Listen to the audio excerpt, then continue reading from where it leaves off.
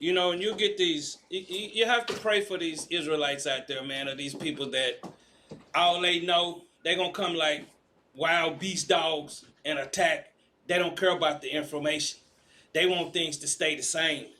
So we have to understand, for us to continue on this journey, we have to continue building our knowledge and understanding how the Messiah is rebuilding us, retooling us to be better. But we'll find out about these ships today. But read this out.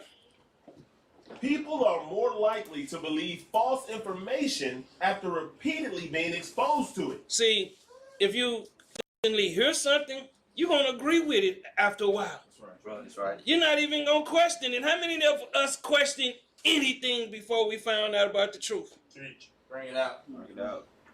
We didn't question nothing. We took that journey and was destroyed spiritually. But read. This happens because familiarity passed down lies through relatives of a fake history they only learn through their enemies. Lies make it easier to process, and our brains tend to associate that ease of processing with truthfulness.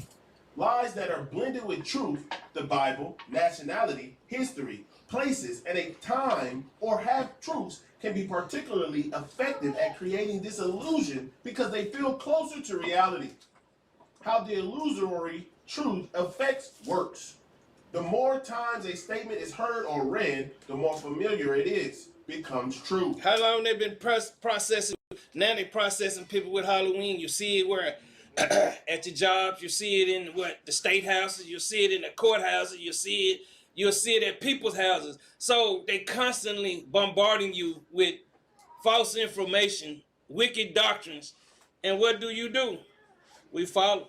That's right. You know, we are people that follow. We follow bad things. We've been doing this all our lives. That's right. Why do you think so many people get into trouble? You know, just like they give us the gains, how did they process that throughout so it'll spread throughout the country? With movies, television, the pimp players and hustlers, the Nino Browns, the constantly bombarding us with the slave movies. How many of us question any of these things? Bring it out.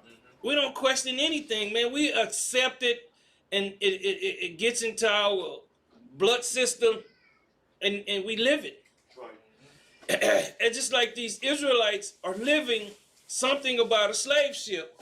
But I got another one for that one too. Go ahead and finish reading that. The brain processes familiar information, TV, school, media, newspaper, radio, and internet more quickly and easily. A concept called processing fluency. Why don't you pick up a book and read on your own? Why don't you search for some outside the box? Because when you come into truth, we all had that idea came over here on slave ships through the movies. We never questioned, man.